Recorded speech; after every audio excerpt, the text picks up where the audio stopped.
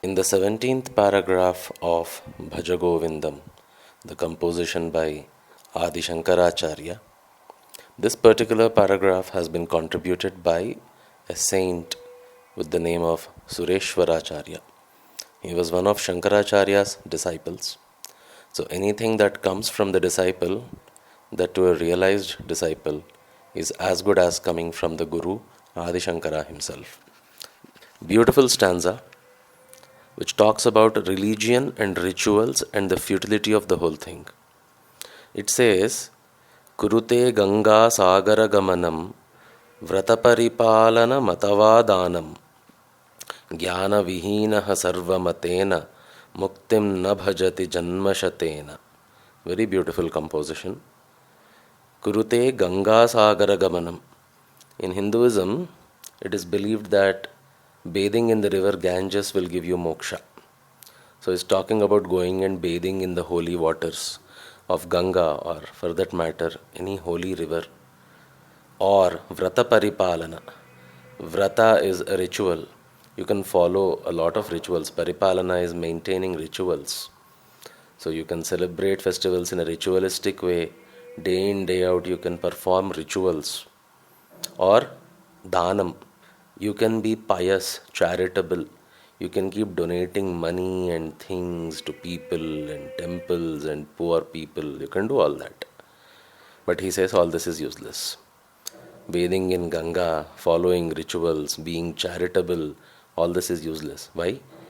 He says, Jnana Vihinaha Sarvamatena.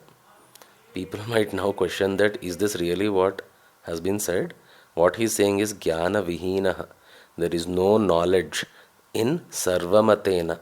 All the religions in the world don't have any knowledge in them. Muktim na bhajati janma shatena. Janma, births, lifetimes. Shatena, hundreds of lifetimes of doing rituals and bathing in Ganga and being charitable also cannot give you mukti. What gives you mukti then? Jnana, knowledge. So a religion, if it does not lead you to knowledge, is a useless religion, is what he says. Jnana vihinaha sarvamatena. Sarva mata. All religions, every religion in the world is devoid of knowledge. Just by following rituals, you are not going to attain mukti or liberation from this cycle of birth and death. How many ever thousands of lives you can spend here doing all this? Useless. So he is talking about there is no point of rituals or religion if it does not lead you to the true knowledge. If your religion helps you to gain knowledge, great. You can choose the path of religion to attain knowledge.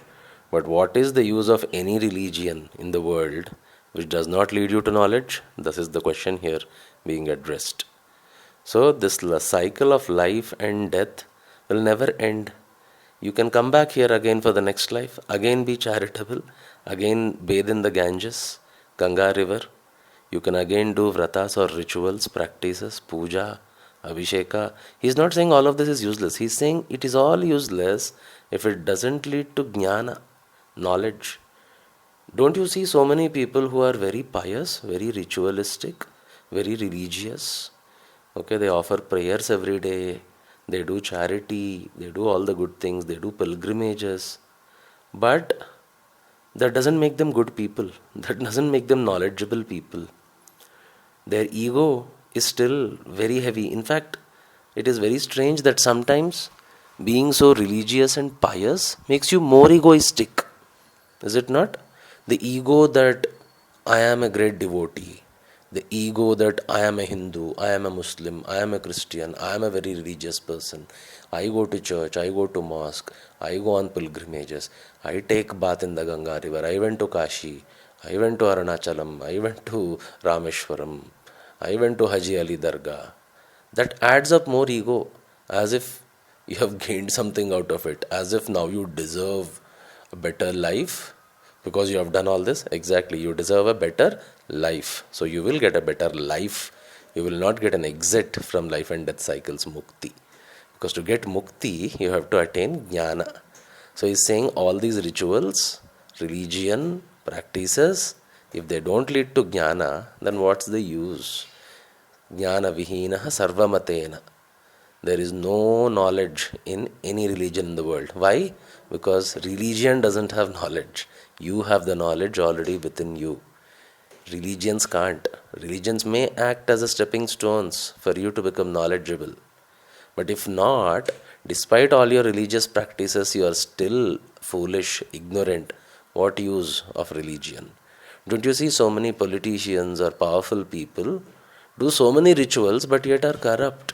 They're corrupt people, they're bad people, they're selfish people, but they're very religious. They devote time, they devote energy to God, practices, rituals. They give huge donations for religious purposes, charitable purposes. But why did they do all that? So that they want something in return. What they want in return? They want safety, security. They want to be thieves, but still don't want to be caught. No one should be knowing about their frauds. They want security, they want comfort for their family, they want a better life.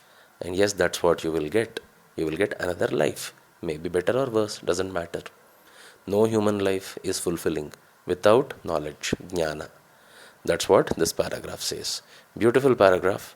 Until we move on to the 18th stanza of Bhaja Govindam. See you guys. Bye bye.